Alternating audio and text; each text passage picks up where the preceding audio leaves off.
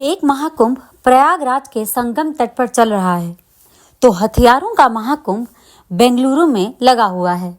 यहाँ के यलहंका में भारतीय वायुसेना के स्टेशन में एरो इंडिया शो चल रहा है। इस एयर शो में दुनिया भर की 150 नामचीन कंपनियां और 900 से अधिक प्रदर्शक शामिल हो रहे हैं।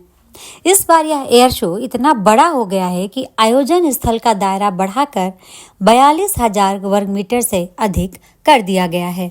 यह दिखाता है कि हथियारों की दुनिया में भारत की धमक बहुत तेजी के साथ बढ़ रही है। 10 से 14 फरवरी तक चलने वाले इस एयर शो में 90 से अधिक देश भाग ले रहे हैं। 2 साल के अंतराल पर लगने वाला यह एयर शो कई मायनों में अहम है। सबसे बड़ी बात यह है कि रक्षा अनुसंधान और विकास संगठन यानी DRDO ने अपने एक से बढ़कर एक उन्नत, घातक और नए हथियारों को प्रदर्शनी में रखा है। भारत के ये स्वदेशी हथियार बता रहे हैं कि रक्षा उत्पादन में भारत तेजी से आत्मनिर्भर हो रहा है। देश में हथियारों के उत्पादन का इकोसिस्टम काफी मजबूत हो चुका है। जटिल और गूढ़ समझी जाने वाली तकनीक में अब वह पीछे नहीं रहा। यही नहीं, DRDO ने हथियारों के ऐसे शक्तिशाली प्रोटोटाइप भी प्रदर्शनी में लगाए हैं जिन्हें भविष्य की रक्षा जरूरतों को ध्यान में रखते हुए तैयार किया गया है। वैसे तो इस एयर शो में DRDO की एक से बढ़कर एक नायाब और अनूठी हथियारों की झलक है, लेकिन इन सब में अगर किसी एक हथियार की बात की जाए तो वो है 5.5 पीढ़ी का स्वदेशी फाइटर जेट। पूरी तरह से स्वदेशी तकनीक से तैयार और स्टील्थ फीचर से लैस 5.5वीं पीढ़ी का फाइटर प्लेन कैसा होगा, DRDO ने इसकी झलक दुनिया को दिखा दी है। एडवांस्ड मीडियम कॉम्बैट एयरक्राफ्ट यानी जिसे AMCA या अमका कहा जाता है, उसका मॉडल सामने आ चुका है। भारतीय पेवेलियन में लगाया गया AMCA का मॉडल आकर्षण का केंद्र बना हुआ है। यहाँ आने वाला हर कोई इसकी एक झलक पाना चाहता है। मॉडल तो सामने आ गए हैं, अब प्रत्येक भारतीय की यही इच्छा है कि यह AMCA जल्द ही आसमान में दहाड़ मारकर भारत की इस महान उपलब्धि का जयघोष करे। इसके लिए DRDO तेजी से काम कर रहा है।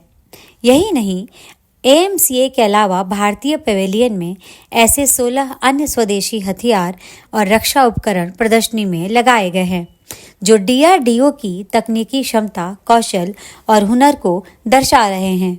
इनमें twin engine deck based fighter TEDBF, LCA Mark II model, air droppable container 150, advanced lightweight torpedo, Kaveri derivative arrow engine और तरह तरह की आधुनिक और उन्नत मिसाइलें हैं। ये सभी हथियार भारत की सैन्य ताकत और क्षमता को बता रहे हैं। पेवेलियन में रक्षा क्षेत्र में हुए नए नए उन्नत और आधुनिक उपलब्धियों को प्रदर्शित किया गया है। इनमें airborne surveillance solutions, next generation missile system, unmanned aerial system, radar escape mapping, the invisible शामिल हैं। इस तरह के 330 से ज़्यादा प्रोडक्ट भारतीय पेवेलियन की शोभा बढ़ा रहे हैं। रक्षा उत्पादन के जो जटिल क्षेत्र हैं जैसे कि surveillance technology, missile system, electronic warfare और एरो प्रोपल्शन, इन सभी में अब भारत को महारत हासिल हो चुकी है। भारतीय रक्षा उत्पादों और तकनीकी योग्यता का जिक्र करते हुए रक्षा मंत्री राजनाथ सिंह ने विदेशी मेहमानों से कहा कि मैं आपको उन्नत प्रणालियों के सह विकास और सह उत्पादन तथा नवाचार को बढ़ावा देने में हमारे साथ शामिल होने के लिए आमंत्रित करता हूं। उन्होंने कहा कि भारत की रक्षा कूटनीति स्थायी, द्विपक्षीय और बहुपक्षीय संबंधों के निर्माण के प्रति हमारी प्रतिबद्धता को दर्शाती है। हमारा दृष्टिकोण हमारे साझेदार देशों की संप्रभुता के लिए पारस्परिक क्षमता निर्माण, समृद्धि और सुरक्षा पर जोर देता है। रक्षा मंत्री ने कहा कि हम लेन देन वाले रिश्तों या समाधान थोपने में विश्वास नहीं करते। राजनाथ सिंह ने कहा कि आतंकवाद, साइबर अपराध, मानवीय संकट और जलवायु जनित आपदाएं जैसी चुनौतियां सीमाओं से परे हैं और इनके लिए एकजुट प्रतिक्रिया की आवश्यकता है। हमारे इस वीडियो को लाइक, शेयर और चैनल को सब्सक्राइब जरूर करें। धन्यवाद।